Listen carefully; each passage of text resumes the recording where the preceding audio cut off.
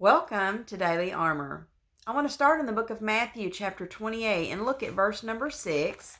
Matthew chapter 28 and looking at verse number 6, and it says, "He is not here, for he is risen as he said. Come see the place where the Lord lay." And I was really pondering on that, as he said. And then I wanted to look back in different scriptures where he actually had told them that he would die and that he would rise again. And that kind of triggered my study, and I've been looking at so many different scriptures. Is told about in all four gospels in some way, some fashion. He predicts his death in Matthew, Mark, and Luke, in all three of those gospels. And then in the book of John, he actually gives a pretty lengthy explanation about why. And I know so many times that the Lord will tell us something, and he doesn't always explain, and he doesn't have to explain himself. If you're a parent and you give your child some instructions, sometimes you don't have time to give them a reason why. You don't want to argue about it. You don't want to discuss it. It is not up for discussion. This is the way that it's going to have to be, and this is what's going to have to take place. And so you're simply sharing some information, and the Lord is sharing information about his death, but not just about his death, but about how he is going to rise again. And he's giving an explanation in the book of John, and especially right before the days leading up to it, he's giving a lengthy explanation about why, to kind of help those comfort and cope. But I want to go back and look at the first time that it's recorded that he predicts his death. And so I want you to flip back in the book of Matthew, and I want you to go back to chapter number 16, and I want you to look at verse 21. Chapter number 16 and verse 21, it says, "From that time forth began Jesus to show unto his disciples how that he must go unto Jerusalem and suffer many things of the elders and chief priests and scribes, and be killed, and be raised again the third day." So he's starting to explain this.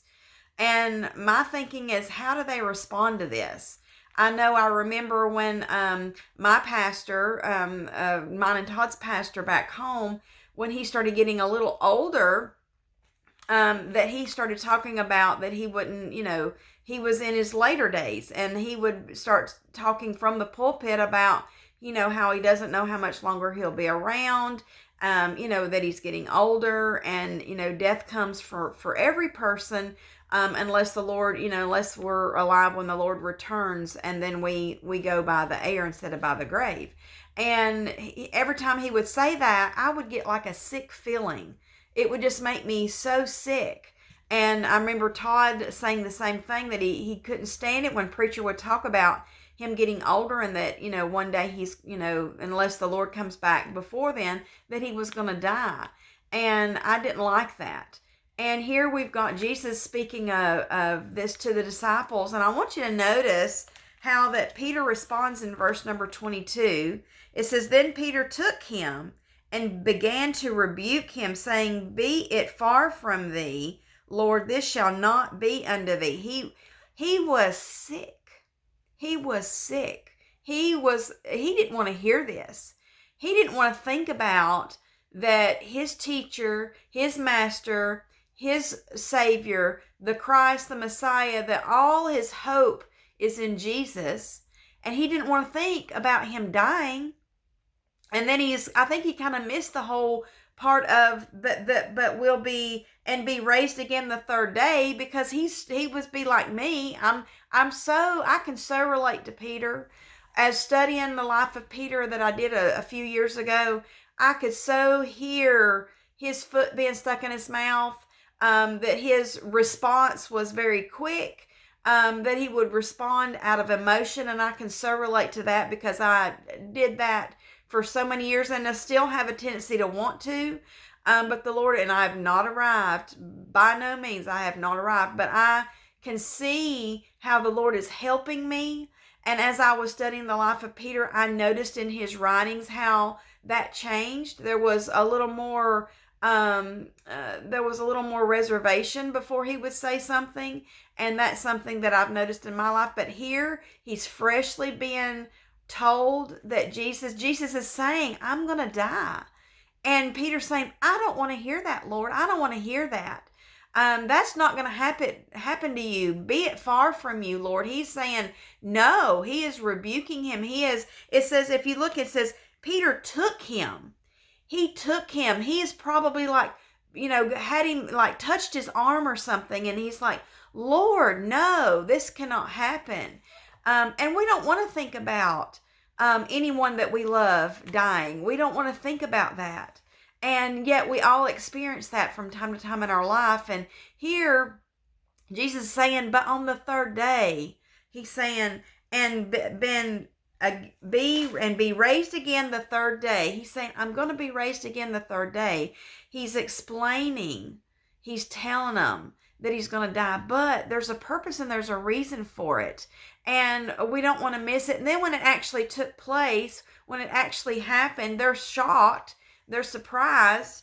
When we go back to Matthew chapter 28 and you look at verse number 6, or even back up to verse number 5, it says, and the angel answered and said unto the women, fear not ye, for I know that ye seek Jesus, which was crucified. Verse 6, he is not here, for he is risen, as he said. Come, see the place where the Lord lay.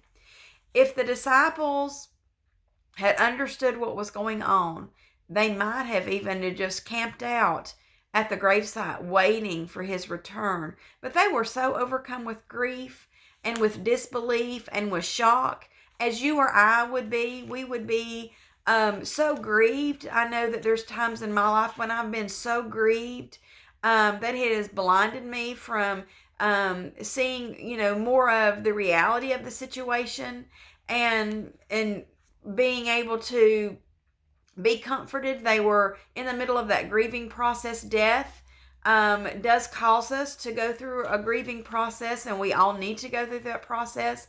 But ultimately, that death is led to victory. And the victory was on that third day, on that third and glorious day, on that resurrection day when he rose again. The angel said, for he's not here, for he is risen as he said. He said he would rise again, and that's exactly what he meant. And you know what? He said he's coming back. And that's exactly what he means. He's coming back soon.